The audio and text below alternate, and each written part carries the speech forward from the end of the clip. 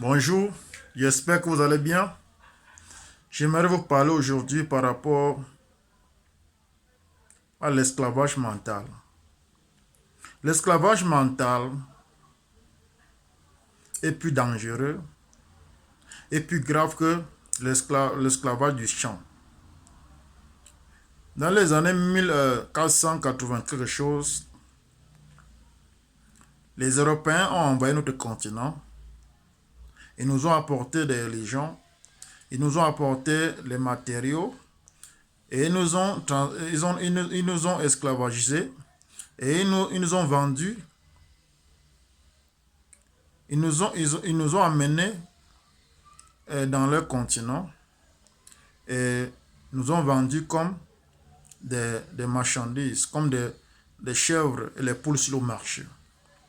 Aujourd'hui, le noir bantou, surtout le noir bantou, parce que quand ils sont arrivés, ils voulaient les noirs bantou.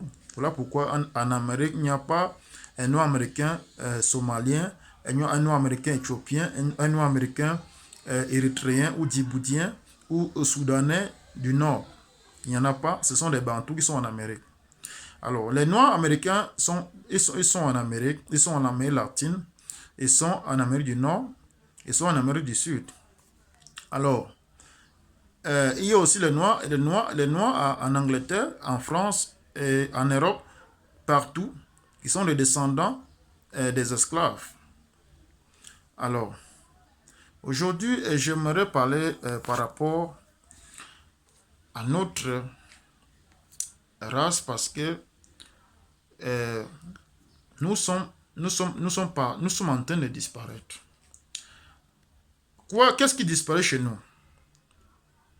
Nos langues sont en train de disparaître. Nos traditions sont en train de disparaître. Notre culture, en général, est en train de disparaître. Aujourd'hui, l'Africain préfère s'habiller, parler, raisonner, marcher, manger, comme les Occidentaux. D'ailleurs, c'est ce qu'ils ont voulu quand ils sont arrivés en Afrique, parce qu'ils ont voulu que chaque territoire qu'ils prendront après l'esclavage, parce qu'après l'esclavage, ils sont venus nous coloniser. Et ils ont voulu que chaque territoire qu'ils prendront en Afrique, ils doivent apprendre ce peuple à parler, à marcher, à raisonner, à penser, à s'habiller comme eux. C'est ce qui se passe aujourd'hui dans le continent africain. On peut dire qu'ils ont reçu parce que en Afrique, nous avons ce qu'on appelle les intellectuels. Mais les intellectuels en Afrique sont plus pires que ceux-mêmes qui n'ont pas été à l'école. Parce que l'école occidentale en Afrique, quelque part, ça nous bénéficie pas. Pourquoi? Parce que les autres races qui ont été colonisées comme nous, l'Asie a été colonisée comme les Africains.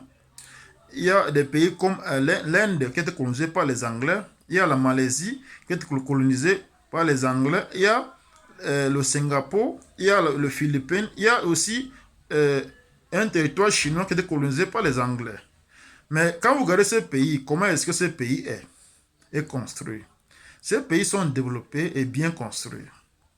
Comment est-ce que nos pays en Afrique n'est pas développé? Pourquoi en Afrique, il n'y a aucun pays de l'Afrique noire qui est développé? Ce sont des questions. Ce sont des questions que nous devons nous poser tous les jours. Aujourd'hui, nous sommes chrétiens, nous sommes musulmans. Nous parlons la langue des Blancs. Nous oublions notre propre langue.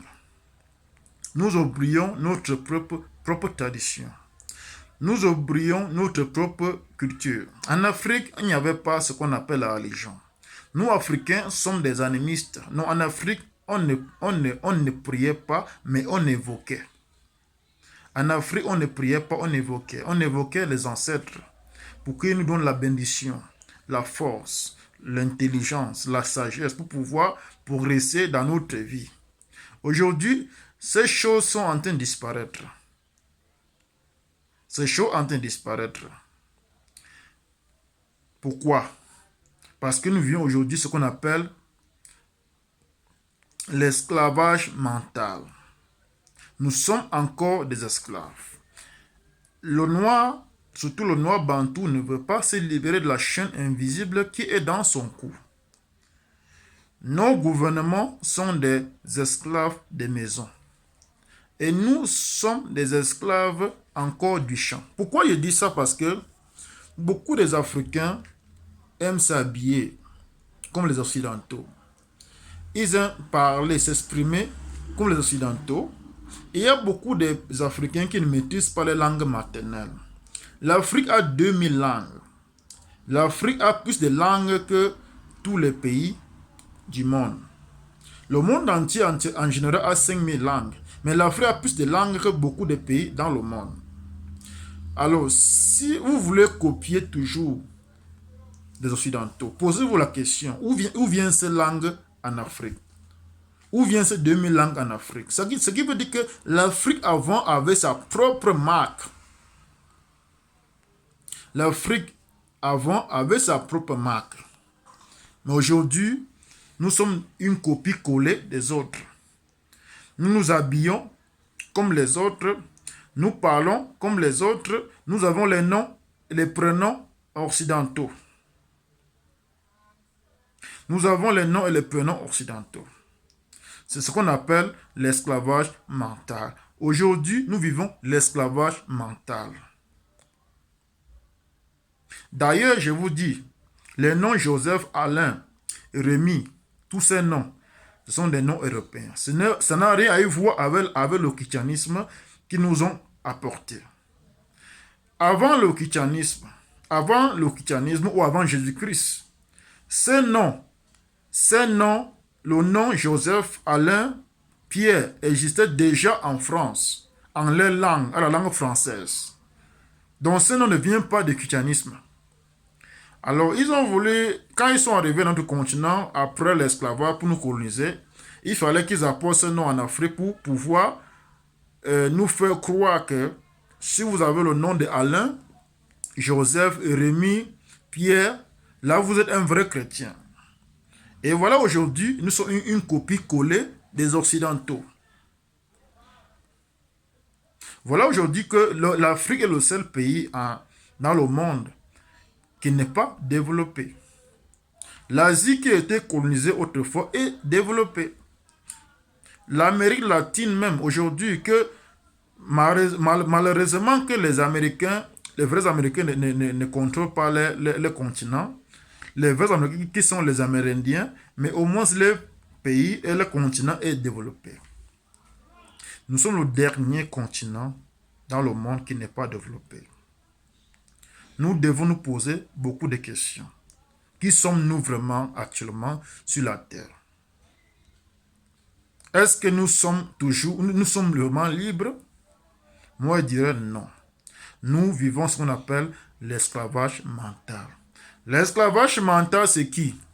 L'esclavage mental, c'est un esclave mental, c'est un chrétien, c'est un musulman. C'est un Africain qui parle la langue des autres, qui s'habille comme les autres, qui parle comme les autres, qui veut se comporter comme les autres, qui veut marcher comme les autres, qui pense comme les autres. Ces Africains, quand ils partent en Europe, ils font 3 ans, 4 ans. Quand ils reviennent en Afrique, ils parlent avec l'accent européen. Ça, on appelle l'esclavage mental. Nous devons changer. Nous devons nous faire respecter. L'autre jour en Chine, on interdisait aux Africains d'entrer dans des shops, sans distinction.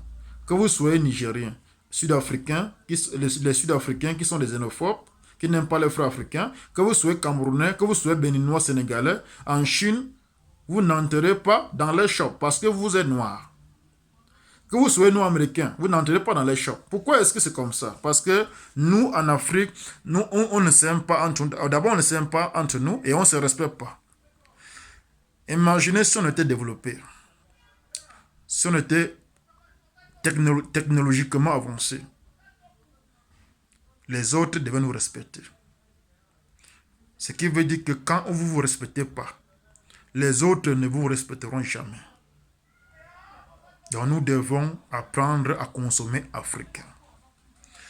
Nous devons apprendre à s'habiller africain, à penser africain. C'est comme ça là que nous allons être respectés chez les autres. Nous devons créer notre propre marque sur la terre pour être respectés. Sinon, on ne sera jamais respecté.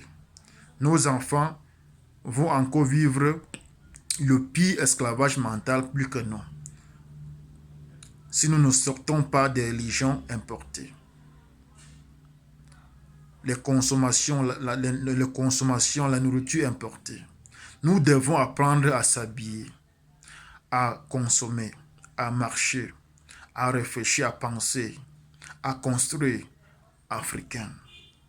Et c'est comme ça que nous allons vivre mieux et à l'aise que les autres. Et les autres vont nous respecter à partir de là-bas.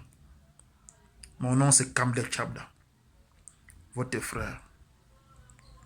La patrie, l'Afrique ou la mort, nous vaincrons. Merci beaucoup.